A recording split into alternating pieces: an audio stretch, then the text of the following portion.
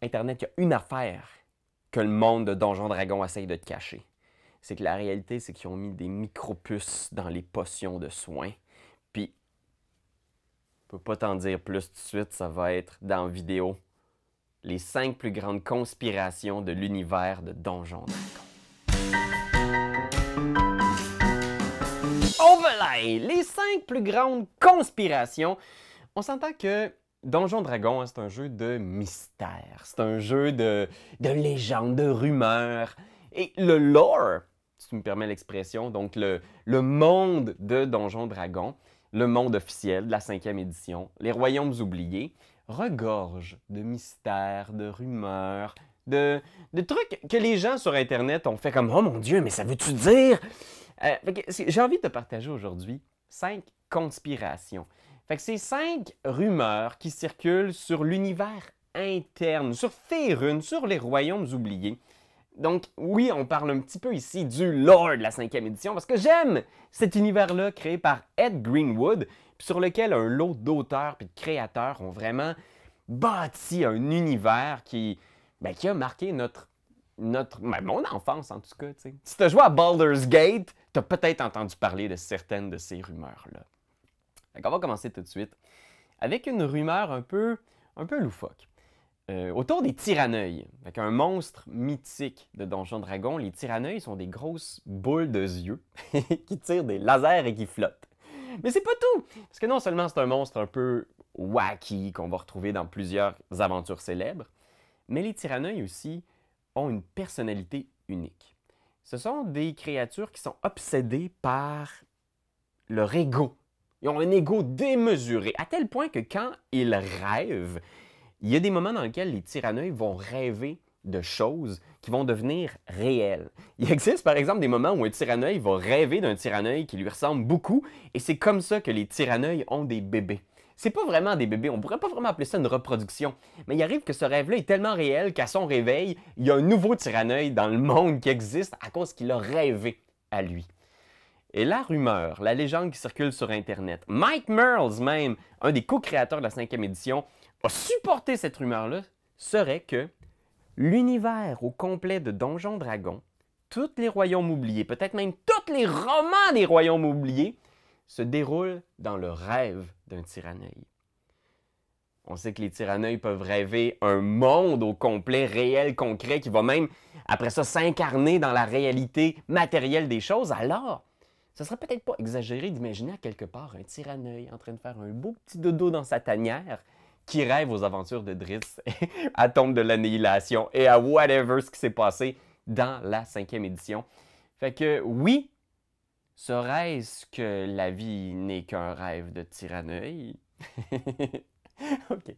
La prochaine conspiration, c'est une conspiration qui parle de la fin du monde. Parce que, ben oui, on ne peut pas faire un top de conspiration sans parler de la fin de l'univers. Et la fin de Faerûn, beaucoup de gens qui pensent qu'elle va être liée intimement au réveil de Dendar, le serpent de la nuit. Attention, suis-moi Internet, mets ton chapeau en aluminium. Il existe, au milieu du continent de Shult, une montagne qui s'appelle la montagne de feu, le pic des flammes, je crois. La montagne apparaît un petit peu dans l'aventure qui s'appelle la tombe de l'annihilation. Puis la légende veut que, dans cette montagne-là, le serpent de la nuit, Dendar, serait endormi. Et que Ubtao, le dieu de Shult, serait son gardien.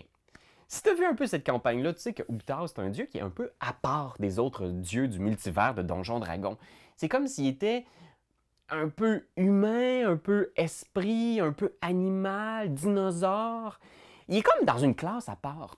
Puis on réalise que ces deux dieux-là, il y a beaucoup de légendes qui parlent du fait qu'ils sont peut-être pas des dieux normaux, mais seraient des primordiaux, des grandes entités qui étaient là au début de l'univers, au début de Faerûn. Dendar, paraît-il, existe dans d'autres univers, et à son réveil, il mangerait le soleil, il mangerait le monde. Et il y a même un scénario d'Adventure League qui se déroule sur Shult, dans lequel, si vous n'êtes pas capable d'arrêter un lot de cultistes, ben, il réveille Dendar et la fin de l'aventure, c'est simplement la fin du monde. Alors, c'est pas impossible que Dendar serait peut-être effectivement peut-être le dernier gros méchant qu'on devra affronter à travers tout le lot d'aventures de Donjons Dragons. Peut-être que c'est le gros méchant ultime, celui qui pourrait réellement causer la fin du monde. Mais toutes ces conspirations-là, ces théories-là, on s'entend que c'est comme un peu des visions de l'avenir qu'on vous propose. Peut-être que ça va même inspirer des quêtes que vous pourriez faire avec vos joueurs. Mais moi, il y a une des légendes des royaumes oubliés qui m'ont toujours fasciné, c'est le nom des années. Vous le savez, chaque année dans les royaumes oubliés est associée à un nom. Donc, par exemple, je ne sais pas moi, 1358 DR, je pense que le nom de cette année-là, c'est l'année des ombres. La dernière année, en 1600 DR, le nom de l'année, c'est The Unseen Enemies, les ennemis invisibles. Puis, je me suis toujours demandé pourquoi les années ont des noms. Eh bien, il se trouve que Alundo, un sage de Candlekeep, il y a des années, a rêvé, a fait des prophéties et a donné des noms à chacune des années à venir. Et le nom de l'année est censé être associé à l'événement principal qui va marquer le destin des royaumes oubliés cette année-là. Puis il a prédit quand même un paquet d'affaires qui sont réellement passées, entre autres le temps des troubles, le Spell Plague, ce genre de choses-là. Mais c'est qui Alundo? Si tu as joué à Baldur's Gate 1, je ne sais pas si tu te rappelles de cette scène-là, mais on est dans Candlekeep et il y a des sages qui chantent justement les prophéties d'Alundo. Et Alundo, c'était un sage de Candlekeep qui a construit toutes ses théories sur les prophéties d'un des plus grands devins qui s'appelait le Terracir.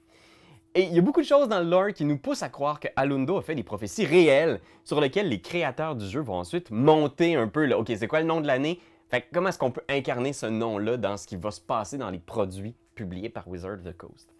C'est vraiment intéressant et le crâne d'Alundo, dans la légende, serait encore en circulation. Donc, il est dur à trouver, c'est une relique, mais il paraît qu'une fois que quelqu'un met la main sur le crâne d'Alundo, il peut discuter avec lui avec un simple sort de communication avec les morts.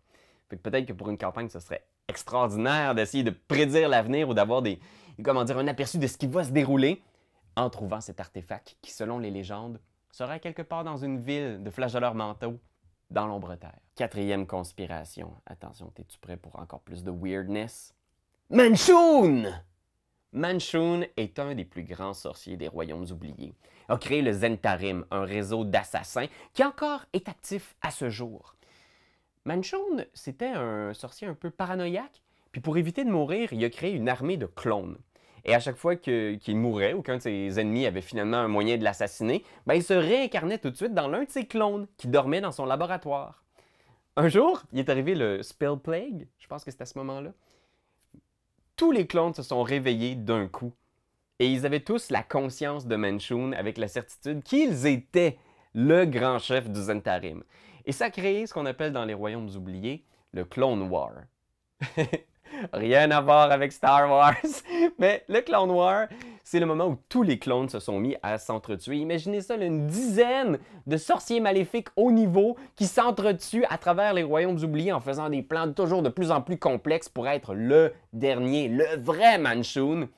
Ça a été vraiment un gros bordel et ça a inspiré tout un lot d'aventures. Sans trop spoiler, ça se peut qu'il y ait un petit clone de Manchoun dans Waterdeep Dragon Heist. Mais la conspiration serait que beaucoup de gens pensent que le vrai Manchoun, le Manchoun original, est mort depuis longtemps, puis qu'on retrouve aujourd'hui juste des vestiges de clones à gauche, à droite. La réalité, selon la conspiration, c'est qu'il ne serait pas mort. Il ne serait pas mort, et même qu'au contraire, la guerre des clones était prévue par le Manchoun original. Ça faisait partie d'un plan super élaboré qui dure sur des siècles et des siècles. Est-ce que le vrai Manchoun est toujours vivant? Moi, en tout cas, ce que j'ai toujours gardé en tête, c'est que Manchoun, je trouvais que l'image originale avait vraiment l'air du déchiqueteur des Tortues Ninja. Moi, je pense que la conspiration, ça devrait être plutôt est-ce que Manchoun est le déchiqueteur des Tortues Ninja? C'est le méchant, Shredder, je sais pas. Et finalement, la plus grosse conspiration que j'ai vue récemment concernant l'univers de Donjons Dragons, c'est la conspiration des obélisques noirs. Il existe une série de pierres étranges, disséminées à travers toutes les grandes aventures publiées par Wizard of the Coast. Donc cet obélisque mystérieux, qui n'a pas d'incidence sur l'aventure, il est juste là, des fois on le croise.